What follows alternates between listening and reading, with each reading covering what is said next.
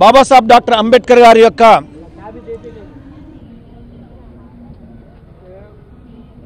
బేస్మెంట్తో కలిపి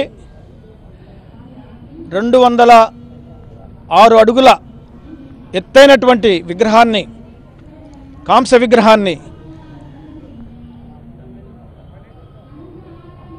గౌరవనీయ ముఖ్యమంత్రి అంబేద్కర్ బాటలో నడుస్తున్నటువంటి జగన్మోహన్ రెడ్డి గారు ఆవిష్కరింప చేయటం, వారు ఏర్పాటు చేయటం,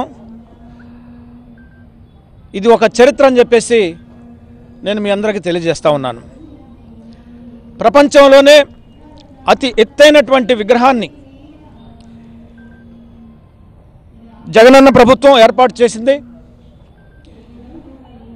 406 కోట్ల రూపాయల నిధులతో నభూతో నభవిష్యత్ అనేటువంటి విధంగా విజయవాడ మహానగరం నడిబొడ్డున అంబేద్కర్ గారి యొక్క మహాశిల్పాన్ని ఏర్పాటు చేసుకోవడం, ఇది యావత్ ప్రపంచంలో ఉన్నటువంటి అంబేద్కర్ వాదులందరూ కూడా గర్వించదగ్గ విషయం అని చెప్పేసి ఈ సందర్భంగా నేను తెలియజేస్తా ఉన్నా. చాలామంది బాబాసాహెబ్ అంబేద్కర్ గారి యొక్క పేరు వాడుతుంటారు. సంఘాలే కానీ, రాజకీయ పార్టీలో కానీ ఎంతోమంది దేశవ్యాప్తంగా ఆయన పేరు వాడుకుంటూ ఉంటారు. అయితే జగన్మోహన్ రెడ్డి గారు అంబేద్కర్ గారి యొక్క విగ్రహాన్ని ఏర్పాటు చేయటం మాత్రమే కాదు, కానీ ఆయన బాటలో నడుస్తూ అంబేద్కర్ ఆశయాలకు కట్టుబడి అంబేద్కర్ గారి యొక్క ఆదర్శాలను కొనసాగిస్తూ ఆయన కలగన్నటువంటి సమసమాజ నిర్మాణానికి నడుం బిగించారు ఇవాళ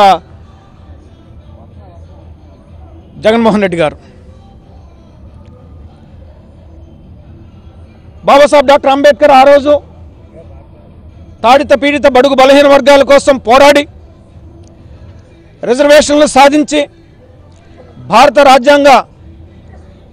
రాజ్యాంగాన్ని నిర్మించి బలహీన వర్గాలకు వారి హక్కులకు, వారి యొక్క ఆత్మగౌరవానికి, వారి యొక్క అభివృద్ధికి, సంక్షేమానికి అనేక ప్రకరణల్ని, ఆర్టికల్స్ని పొందుపరిచారు రాజ్యాంగంలో.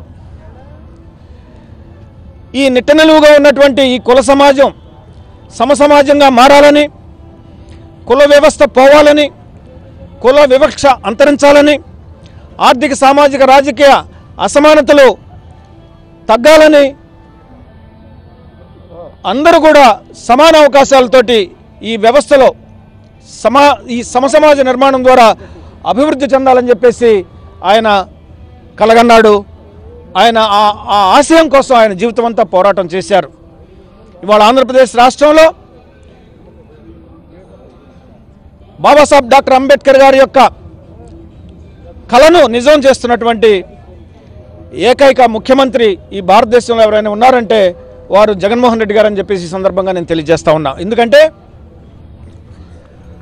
120 సంక్షేమ పథకాలను రూపొందించి 120 సంక్షేమ పథకాల ద్వారా బడుగు బలహీన వర్గాలకు అక్షరాల 2,55,00,000 కోట్ల రూపాయల ప్రభుత్వ నిధుల్ని లబ్ధిదారులకు అందజేయటం అనేది ఇది బాబాసాహెబ్ డాక్టర్ అంబేద్కర్ కోరుకున్నటువంటి, ఆయన ఆశించినటువంటి విధానం అని చెప్పేసి ఈ సందర్భంగా నేను తెలియజేస్తా ఉన్నా.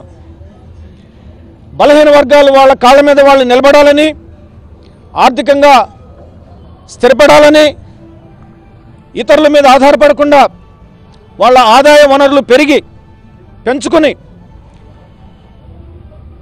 సమాజంలో ఆత్మగౌరవంతో తల ఎత్తుకుని తిరగాలని, అన్ని రంగాల్లో ముందుకు వెళ్ళాలని వాళ్ళ 120 సంక్షేమ పథకాల ద్వారా 2,55,000 కోట్ల రూపాయల నిధుల్ని వారికి అందజేయటం అనేది ఇది ఒక చరిత్ర. నేను ప్రతిపక్షాలకు కూడా ఒక సవాల్ విసురుతున్నాను.